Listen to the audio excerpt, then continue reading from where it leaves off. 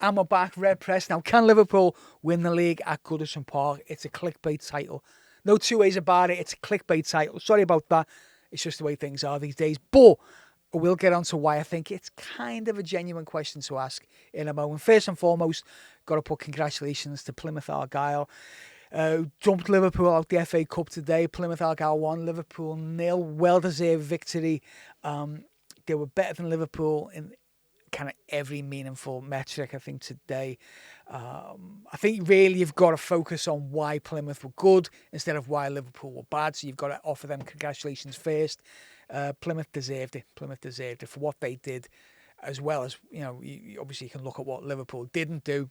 So congratulations to Plymouth. Getting from a Liverpool perspective, what Liverpool didn't do. Liverpool were poor, obviously, collectively terrible. It's a team that's never really played together before. They were terrible, though. Individually, I think you'd be hard-pressed to find anyone on the team, really, who you'd say covered themselves with glory. I would also include Arne Slot in that. I think Slot got the selection wrong, even though I think he was right to put out a much-changed side. I think the experience and the quality in the side was pretty much weighted to the top. I think that game was really crying out for Curtis Jones to make an appearance. Half-time. 60 minutes, getting a bit of experience and quality in the middle of the pitch, I think it was vital because we couldn't get any kind of distribution to those players up top. They weren't really dropping deep to get on the ball. They weren't, it just wasn't. It wasn't to be, and I think really I would like to see that little bit of quality in the middle rather than just maybe having that quality up top. But I wouldn't really criticise Slot too much because I think at the end of the day, it's not that big a deal. Now, obviously, you don't want to see Liverpool lose a game. And I'm not going to claim, it's a Mickey Mouse competition in it. Anything like that kind of stuff. The things we do when we get knocked out of a competition. But I would say is that Liverpool can't go and win a quadruple. No team is doing that. I don't think Liverpool has a squad that's really equipped to do that, barring a massive slice of luck. Premier League is obviously, I think, for everybody, the pinnacle of the kind of aims and objectives of this season. That's got to take priority. Putting out a strong side today, picking up an injury, getting tired legs ahead of a massively busy next 5 games, I think would have been it would have been irresponsible of Slot. So I do understand why he's put a quote unquote weakened team out there, but I would like to have maybe just seen the balance of it slightly different. Kind of touching upon him putting out that weekend team. It was a little bit of a callback for me for Rafa Benitez, his first season in charge. First FA Cup game. FA Cup third round, 2005 against Burnley, I think it was. He puts out a weekend side, gets absolutely slated because Liverpool go out the FA Cup early due to a Jimmy Traore pirouette own goal. Absolutely amazing. If you haven't seen it, check it out. It's amazing. Gets pillared. Really, Benitez, he doesn't understand the competition. It's devaluing the competition, all this kind of stuff. Benitez knows, or he knew, that Liverpool weren't really equipped then to have any kind of league top 4 challenge. Liverpool finished 5th that season, but any kind of league top 4 challenge, and certainly no kind of Champions League challenge if we're in deep in 4 competitions or 3 competitions at that point. So he had to mix things up. Liverpool go out the FA Cup early, but go on to win the Champions League and probably the most famous and storied final of all time. People are still talking about that Istanbul game. Apart from me right now, no one's really talking about Liverpool going out to the FA Cup early in 2005. And I think this will be the same here. Massive giant killing thing.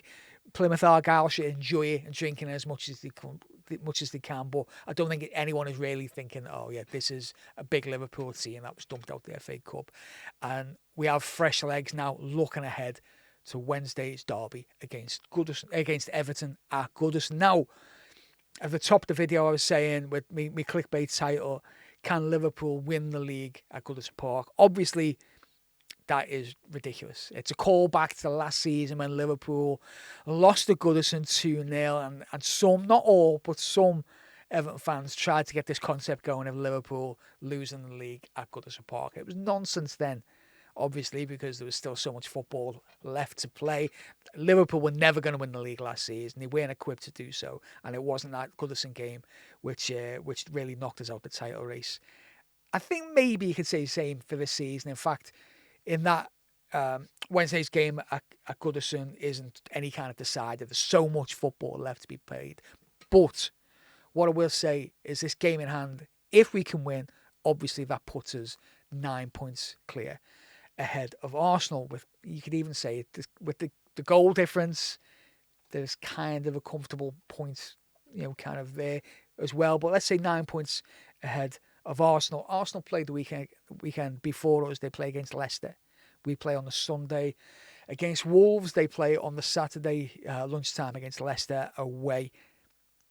Arsenal away to Leicester, even though it's an away game, you still say 19 times out of 20, Arsenal are going to be winning that game. They're going to be the favourites. But if Liverpool can get 3 points at Goodison on Wednesday, that really puts the pressure on Arsenal, because they will know they will have to be absolutely pitch perfect in that away game against Leicester. Otherwise, they could conceivably, realistically, be out of the title race. Liverpool play Wolves on the Sunday. I would expect us to win there. After that, we've got Aston Villa in midweek. Arsenal don't play that midweek because this is a rearranged fixture because we're in the Carabao Cup final on the weekend of March 16th. So we're playing that game early. Now, obviously, this means we have a real fixture congestion issue. But the plus side of this is that we have got 3 games coming up. Arsenal have got 1 game coming up, over this next kind of, 10 days. If we can get 3, 6, 9 points out of them, we could really be gone. We could be out of sight. Now, Liverpool are going to drop points this season. Arsenal are going to drop points this season. The tricky thing is, and the key thing is, when will that happen? I think if we're dropping points now, it's going to give some real kind of a real incentive to Arsenal to really turn the screw in these games. But if we can get a cushion here, and as I say, if we can get to that Villa game a week Wednesday and win that, we could be 12 points clear of Arsenal before they play again after that Leicester game. That could be a gap and a distance that's just too great for them. Even though ultimately we play the same amount of games come the end of the season, psychologically that could be a huge, huge thing for Arsenal to keep going and keep going. Will it happen? I don't know.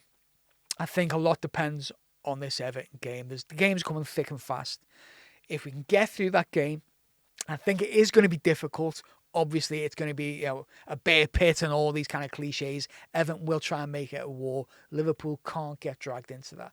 Liverpool need to play an on-a-slot game of football and keep it calm. Not play the occasion, play the team that's ahead of them, which is a very poor football team. It's going to be a very different team than the one that came out here today against Plymouth. I think there'll be 10 changes there. I think Jota or Diaz are going to start through the middle. I think maybe there's a case for Núñez there as well. He might start there, but I think it'll be one of Jota or Diaz playing through the middle, and everybody else is going to get changed, the entire team. So that's why it doesn't really feel too much like a Liverpool defeat today, even though obviously it is.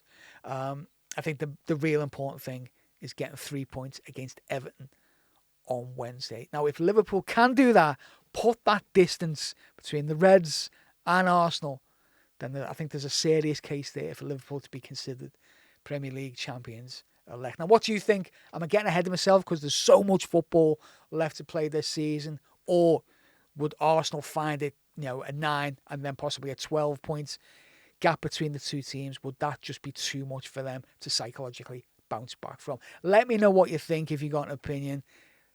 Up the Reds. Here we go. Last ever Goodison derby. Let's do it.